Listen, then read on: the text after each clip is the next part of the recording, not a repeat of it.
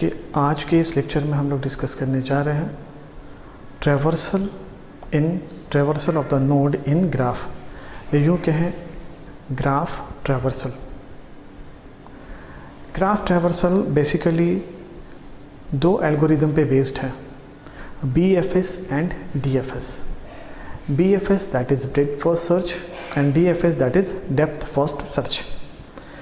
BFS को जब हम लोग अप्लाई करते हैं किसी ग्राफ के नोड पे, it means vertex to vertex travel के लिए, तो हमें क्यू डेटा स्ट्रक्चर की ज़रूरत पड़ती है। तो चलिए हम समझते हैं कि अगर हमें किसी ग्राफ में, इट मीन्स अगर हमारे पास पहले से कोई ग्राफ बना है और उस ग्राफ पे ट्रैवल करना है, सेम एज जिस तरह से हम ट्री में ट्रैवर्सल हम लोगों ने स्टडी किया था। ट्री में कॉन्सेप्ट होता था inorder, preorder and postorder का, but in graph we have two types of traversal, BFS and DFS। तो आज का class totally depend upon the BFS, breadth first search. Breadth first search में हम लोग use करने जा रहे हैं क्यू डेटा स्ट्रक्चर को।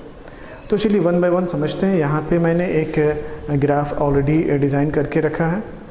तो अभी से ग्राफ के ऊपर BFS के एल्गोरिदम, इट मीन्स इनके स्टेप्स को फॉलो करते हैं और ट्रैवल स्टार्ट करते हैं। बिफोर स्टार्ट द ट्रैवलिंग हमें एक चीज़ पे ध्यान देना होगा, जो भी ग्राफ का स्ट्रक्चर बना होगा उनमें से हम कौन से नोड से पहले ट्रैवल स्टार्ट करेंगे। यूँ तो किसी भी नोड से ट्रैवल स्टार्ट किया जा सकता है, बट इस डायग्राम के हिसाब से I select node A that is root node. तो सबसे पहला स्टेप हमारा ये होता है कि जिसे भी हम रूट नोड सेलेक्ट करेंगे तो उस नोड को हम लोग सबसे पहले क्यू में इंसर्ट करेंगे। अब एक छोटा सा brief discussion. Q data structure में हम लोगों ने पढ़ा था कि जब क्यू में डेटा स्टोर करते हैं तो वहाँ पे दो एंड होता, front end and rear end. तो data always insert into the rear end and data deletion from the front end. तो चलिए यहाँ पे देखिए मैंने एक छोटा सा डायग्राम क्यू का भी बना रखा है, एक फ्रंट एंड और एक रियर एंड। अभी से डायग्राम के हिसाब से I select root node as A. तो सबसे पहले इस A को इस क्यू में इंसर्ट करेंगे। इट मीन्स रियर भी यहाँ पे है और फ्रंट भी यहाँ पे है। इंसर्ट करने के बाद हमारा दूसरा टास्क ये होगा A से कनेक्टेड, या यूँ कहें कि एडजेसेंट ऑफ A किन किन नोड से कनेक्टेड है उन सारे नोड को हम इंसर्ट करेंगे क्यू में। तो यहाँ पे देखें डायग्राम में देखें A B से कनेक्टेड है, it means adjacent of A is B, adjacent of A is D, adjacent of A is E। It means A से हम तीन जगह पे विजिट कर सकते हैं। तो इन्हें किन्हीं भी क्रम में, किन्हीं भी सीक्वेंस में लिखा जा सकता है, either D E B, either B E D, किसी भी क्रम में लिख सकते हैं। तो चलिए यहाँ पे हम लिख रहे हैं B E and D।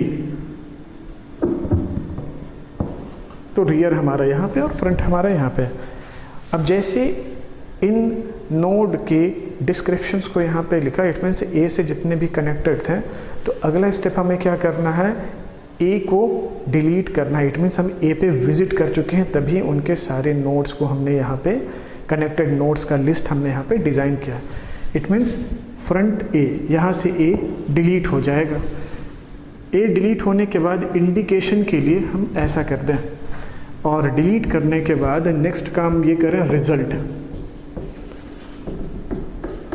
A यहाँ पे हमने डिस्प्ले कर दिया। इट मीन्स जैसे वो फ्रंट से डिलीट होगा वो हमारा आउटपुट आ जाएगा, दैट इज़ रिजल्ट। अब आगे चलें। अब फ्रंट का लोकेशन चेंज होकर के ये हो गया, क्योंकि A डिलीट हो चुका है। अब फ्रंट का पोजीशन चेंज, रियर तो लास्ट में होता है। अब next target is B। It means अब हम A से विजिट करके अब हम कहाँ जा रहे हैं, B पे जा रहे हैं। तो हमें क्या करना है, B से ट्रैवल होने वाले उन सारे नोड्स को हमें सेलेक्ट करना है। इट मीन्स B के एडजेसेंट जो भी हों, बट अनविजिटेड होना चाहिए। मतलब पहले से अगर विजिट हो चुका है तो उन्हें हम सेलेक्ट नहीं करेंगे।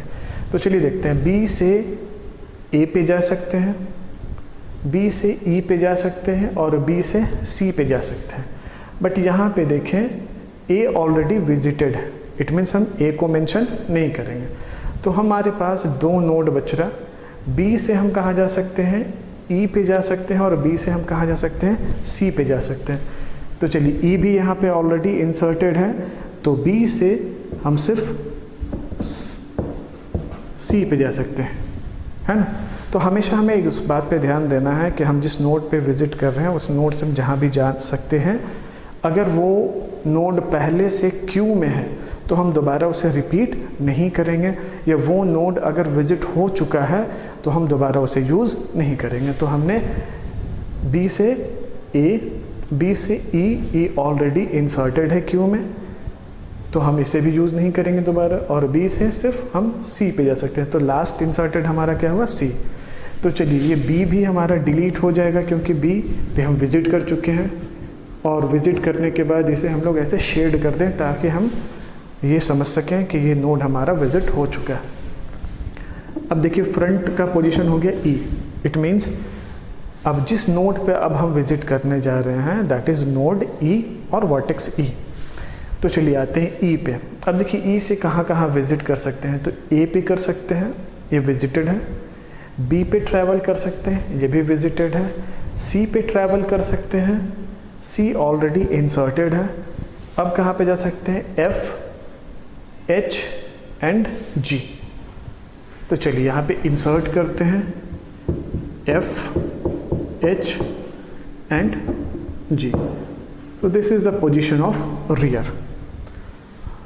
तो अब ई भी हमारा विजिटेड हो गया, इट मीन्स ई यहाँ से डिलीट हो जाएगा, फ्रंट से ई यहाँ से डिलीट हो गया, और फ्रंट हमारा पहुँच गया डी पे। It means next node is D, जिस पे हम ट्रैवल करने जा रहे हैं। ये देखिए हमें कहाँ से मिल रहा है, ये हमें क्यू से मिलता जा रहा है। 1 बाय 1 क्यू हमें वो बताता जा रहा है एक एक नोड के बारे में कि अगला नोड कौन सा होगा, किस नोड पे ट्रैवल करना। तो डी। अब देखिए डी से हम कहाँ जा सकते हैं, ए पे विजिट कर सकते हैं जो ऑलरेडी विजिटेड है। डी से हम जा सकते हैं जी पे जो ऑलरेडी इंसर्ट हो चुका। तो इट मीन्स इस बार अब हम डी को यहाँ से डिलीट करते हैं सबसे पहले, और फ्रंट लोकेशन यहाँ पे पहुँच गया। और इस बार कोई भी नोड क्यू में इंसर्ट नहीं होगा, क्योंकि G already insert into the queue and A is already visited. तो इस बार कोई नया नोड इंसर्ट नहीं होगा, इट मीन्स क्यू में कोई भी नोड इंसर्ट नहीं होगा। तो चलिए नेक्स्ट नोड इज़ सी। तो अब हम चलते हैं सी पे। अब इस ग्राफ से देखें सी से हम कहाँ कहाँ पे जा सकते हैं, इट मीन्स सी के एडजेसेंट नोड कौन कौन से हैं, B, E and F. B already visited, E already visited and F. F is queue में ऑलरेडी इंसर्ट हो चुका है, इट मीन्स इस बार फिर से कोई नया नोड इंसर्ट नहीं होगा। तो अब चलिए सी को यहाँ से डिलीट करते हैं, और डिलीट करने के बाद सी को प्रिंट करते हैं, इट मीन्स सी इंसर्ट हो गया। अब आगे चलो, next node is F. F से कहाँ कहाँ जा सकते हैं, एफ से हम विजिट कर सकते हैं सी, ये विजिट हो चुका है, ई ये विजिट हो चुका है, and H. H already insert into the Q, तो कोई नया नोड इस बार भी इंसर्ट नहीं होगा। तो अब हमें क्या करना है, इस एफ को डिलीट करना है, और जैसे हम डिलीट करेंगे ये हमारा रिज़ल्ट प्रिंट हो जाएगा।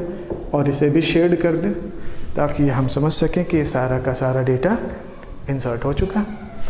अब आगे चलें, तो अब हमारा नेक्स्ट नोड है एच। तो नेक्स्ट नोड एच पे पहुंचते हैं। अब देखिए एच से के एडजेसेंट कौन कौन से नोड है, एफ विजिटेड, ई विजिटेड, जी इंसर्टेड। तो अब कौन सा बचा, सिर्फ एच।